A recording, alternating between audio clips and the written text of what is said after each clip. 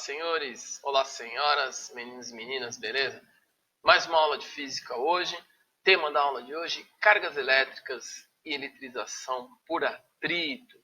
Aula 17 da apostila de vocês. Para entrar aí em um novo tema, vamos tratar aí de propriedades elétricas da matéria, beleza? Então, objetivos da aula de hoje, a gente falar um pouquinho, sobre o tema da eletricidade e o conceito de carga elétrica e abordar aí o processo de eletrização por atrito e aproveitar para falar um pouquinho da eletrização por contato. Para a gente falar aí começar a falar sobre eletricidade, é importante indicar aí alguns elementos que estão muito próximos aí do nosso dia a dia, que fazem parte do nosso dia a dia. Quando a gente fala de equipamentos elétricos, a gente tem dois tipos, a gente pode dividir em dois tipos, Um tipo que transforma uma modalidade de energia, por exemplo, energia térmica, energia potencial gravitacional e energia elétrica. Isso é um tipo de equipamento elétrico, a gente pode classificar isso como equipamento elétrico. O exemplo disso é uma usina. Uma usina hidrelétrica, por exemplo, transforma a energia potencial gravitacional, depois energia cinética, energia mecânica em energia elétrica.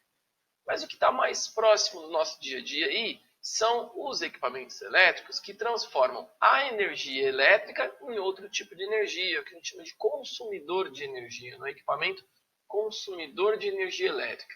E aí ele transforma a energia elétrica em outro tipo de energia. Por exemplo, um secador de cabelo transforma a energia elétrica em energia térmica. Um ventilador transforma energia elétrica em energia mecânica. E por aí vai, diversos equipamentos aí, eletrônicos, eletroeletrônicos, que fazem parte aí, estão muito próximos do nosso dia a dia, estão presentes no nosso cotidiano.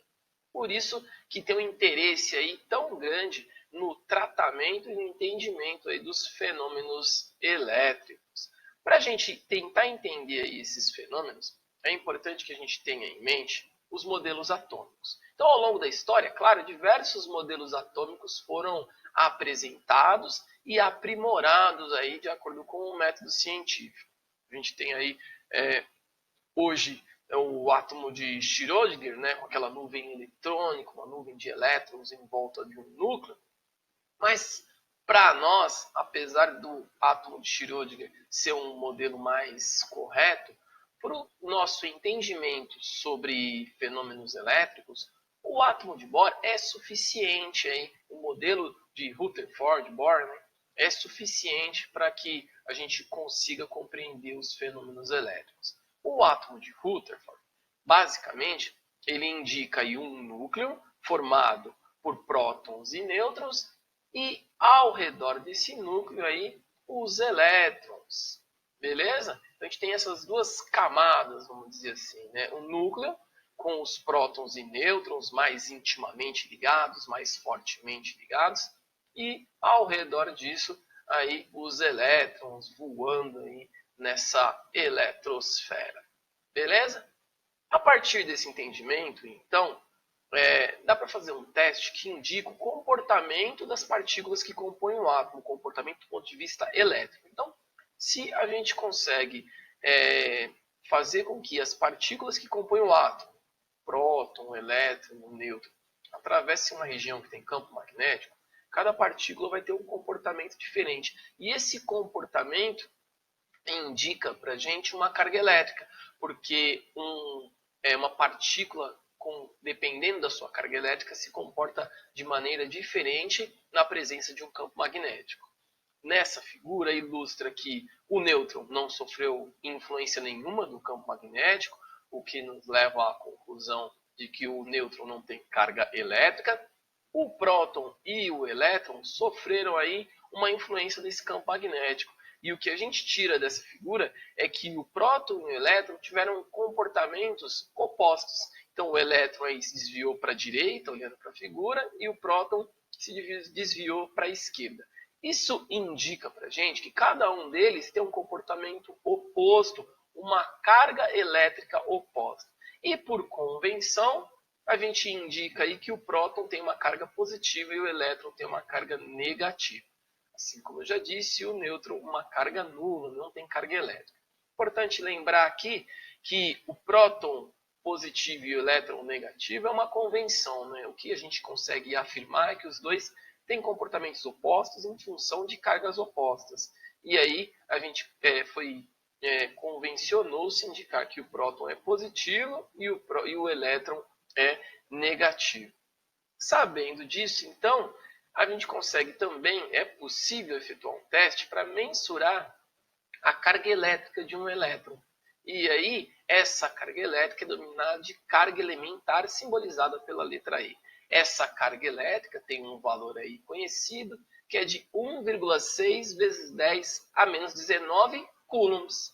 Unidade de carga elétrica, então, apresentando para vocês aí nossa primeira unidade aí, nesse contexto de propriedades elétricas da matéria. Um C maiúsculo, indicando aí a unidade de carga elétrica, o coulomb.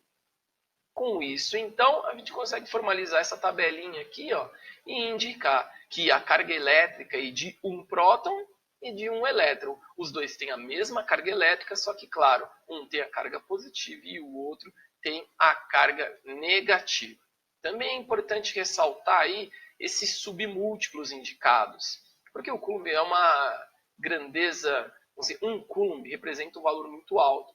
E, normalmente, as cargas elétricas são apresentadas com valores muito baixos. Por isso, é muito útil aí a indicação de cargas elétricas utilizando submúltiplos, como o milicoulomb, o microcoulomb ou o nanocoulomb. Então, vale lembrar aí dessa indicação, cada uma com seu símbolo e com seu respectivo valor, como está indicado aqui na tela.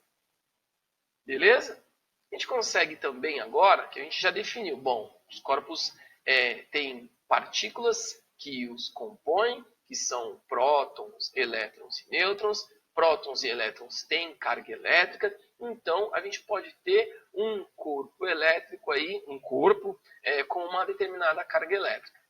A gente pode ter basicamente três situações, né? Ou o corpo está neutro, eletricamente neutro, ou seja, prótons e elétrons têm o mesmo número, o corpo está carregado positivamente, tem uma carga elétrica positiva, ou o corpo tem uma carga elétrica negativa. No caso do corpo elétrico positivo, quer dizer que ele tem menos elétrons do que prótons. E no corpo elétrico carregado negativamente, ele tem mais elétrons do que prótons. É importante aqui pensar nessa fala, porque eu disse que o corpo positivo tem menos elétrons do que prótons.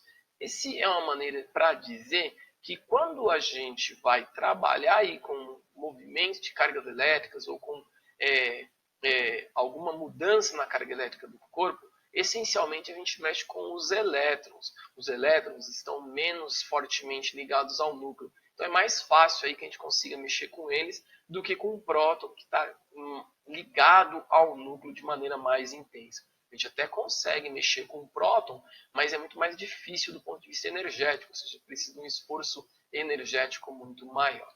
Já que eu tenho então essas possibilidades, corpo neutro, um corpo carregado positivamente ou um corpo carregado negativamente, eu consigo mensurar essa carga elétrica. E é bem simples. Para eu conseguir medir qual a carga elétrica de um corpo, já que eu sei o valor da carga elementar de um elétron ou de um próton, basta que eu saiba quantos elétrons ou prótons eu tenho a mais nesse corpo. Então, se ele tiver 3 elétrons a mais, a carga elétrica dele vai ser esse 3 vezes a carga elementar.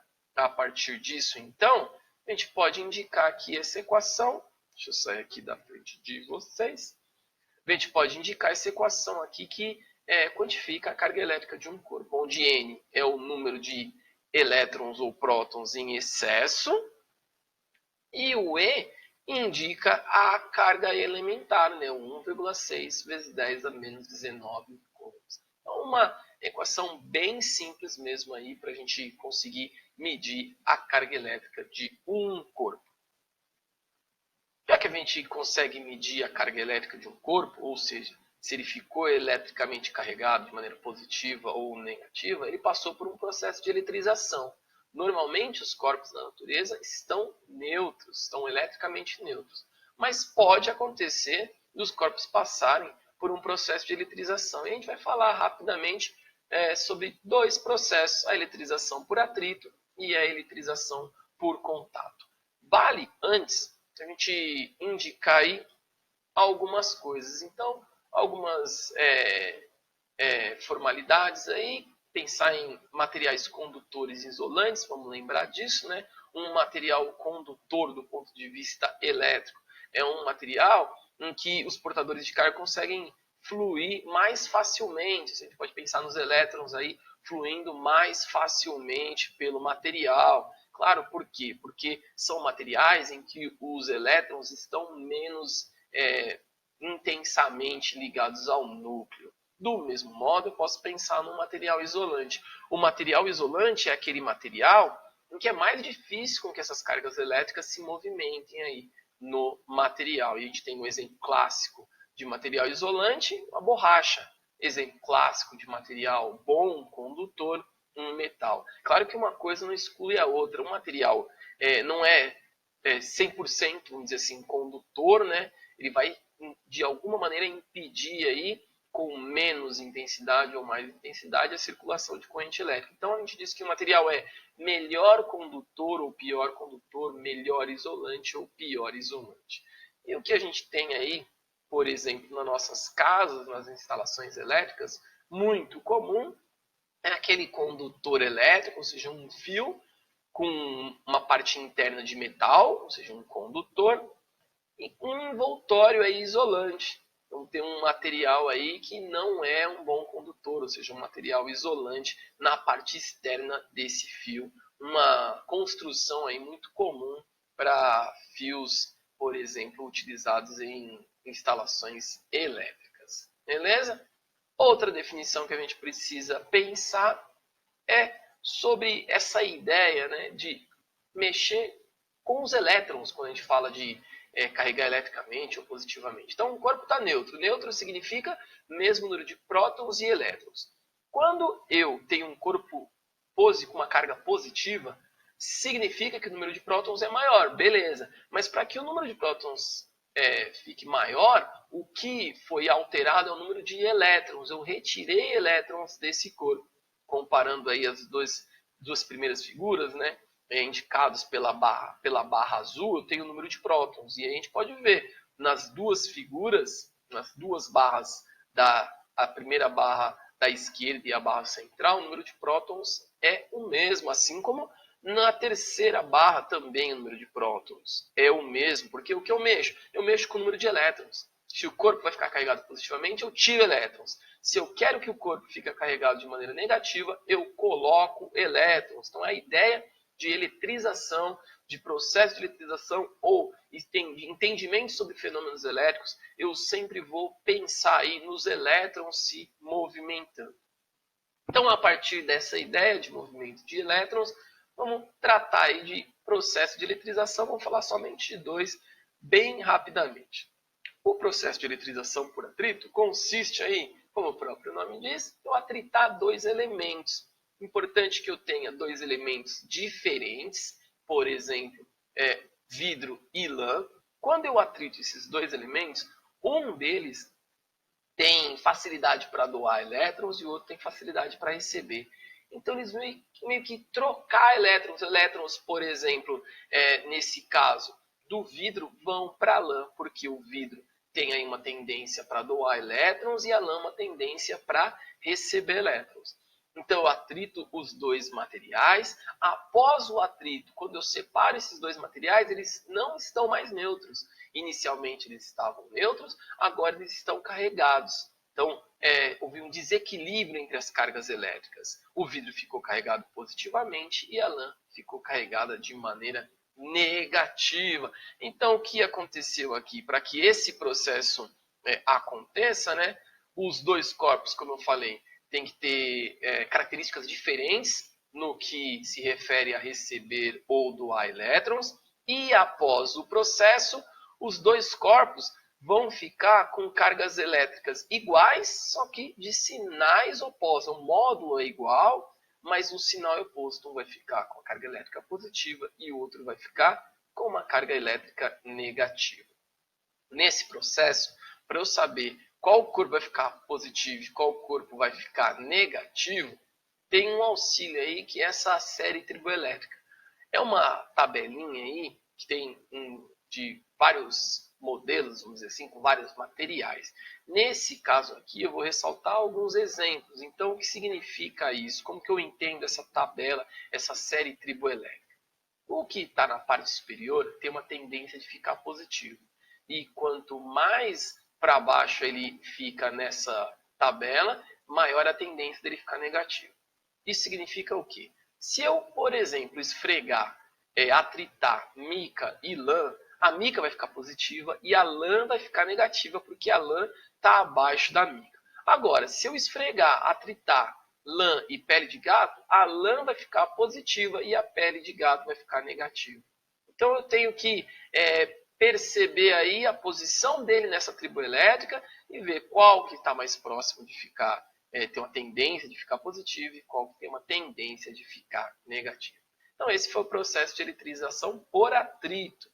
Na eletrização por contato, o que a gente tem? Então uma ilustração aqui que indica um corpo neutro e um corpo carregado eletricamente. Poderia ser com cargas positivas ou negativas. Os dois corpos são bons condutores. E eu estou segurando ali, por exemplo, na figura a pessoa está segurando por uma haste isolante. O corpo A também está vamos dizer, apoiado em um material isolante. Encosta os dois corpos um no outro, então o corpo eletrizado aí negativamente nesse exemplo encosta no corpo neutro, e aí as cargas vão se movimentar de tal modo que elas se equilibrem nos dois corpos. Após a retirada do corpo que inicialmente estava eletrizado, os dois corpos vão ficar carregados, os dois com a mesma carga, e as cargas vão se dividir entre os corpos. Se os dois corpos forem iguais, as cargas vão se dividir de maneira igual. Então, a carga total, vamos dizer assim, vai se dividir aí entre os dois corpos.